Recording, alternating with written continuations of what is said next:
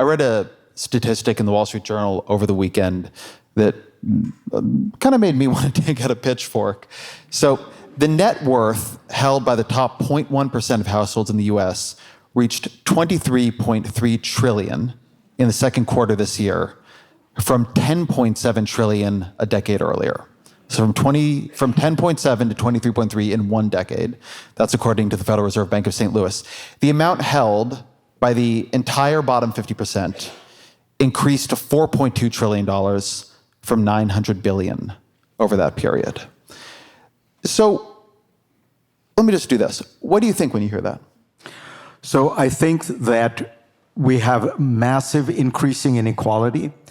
We have it at a scale that most people are not even able to comprehend, because it's really what you're talking about is not, the real story is not about the 0.1%. It's not even about the 0.01%, it's about the 0.001%. In other words, we have essentially the same tax policy for somebody who makes, a lawyer in New York who's making $3 or $4 million a year, and somebody, a hedge fund manager or a tech billionaire who's making $1 billion a year.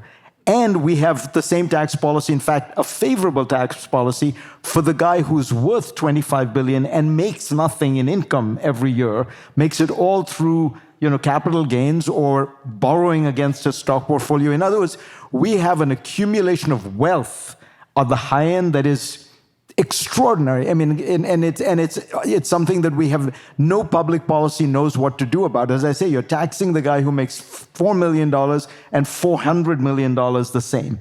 But when you ask about this new politics, so let's go to a place like Sweden. Sweden does not have a huge income inequality problem. They have actually done a very good job. They have very high taxes. They have lots of redistribution.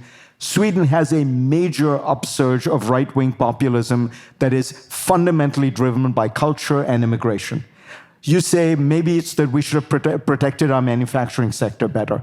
Germany protected its manufacturing sector. The second largest party in Germany now is a right-wing populist party motivated largely by cultural issues. Maybe we should have coddled people with a bigger safety net. Nobody coddles people with a bigger safety net than France. France's percentage, the state percentage of GDP is, I forget, it's like 55, 58%, highest in the Western world. And right now, Marine Le Pen, if the election were held tomorrow, she'd be the next president of France. So my point is, the income, these income inequalities and dysfunctions obviously cause enormous anxiety, anger, whatever. But the age we are living in, I would argue, these things get channeled through cultural discontents. And you see that with immigration being the issue that got Trump elected and then reelected. And Trump is very smart politically. He knows what works.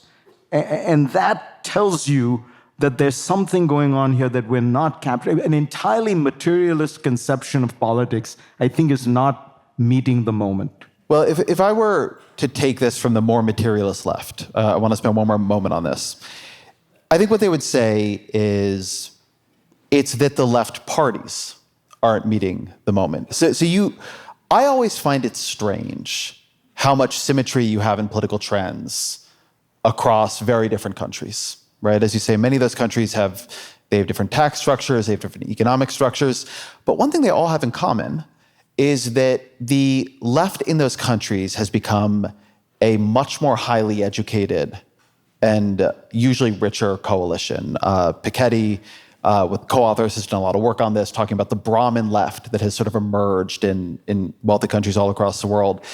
And the argument you'll hear, I don't myself totally buy it, but I would like to hear your thinking on it, is that as these parties have become not the working class parties of the past, but the educated parties of the present, the highly educated parties of the present, that they became what's called neoliberal, that they gave up on the old class struggle, and that as such, the sort of choice on economics muddled.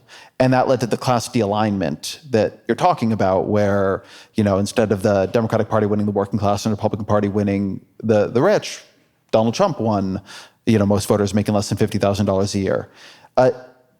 Do you buy that? That it's simply the abandonment of working class populism among the parties of the left?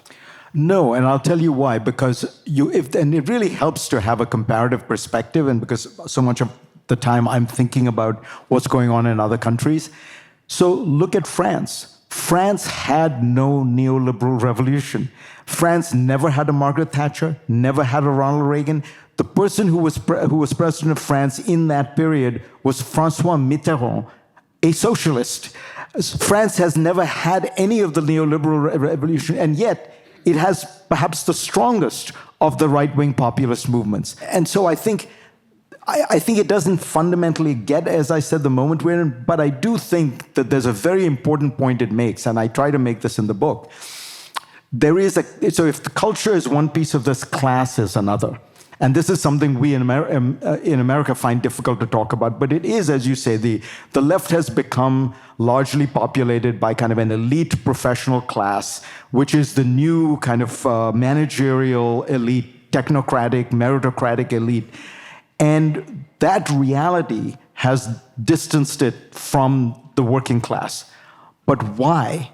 Because of culture, because they no longer speak or understand or articulate the values of that working class on cultural issues. As you know, Ezra, the polling is very clear. The public is very content with the Democratic Party's positions on economic issues.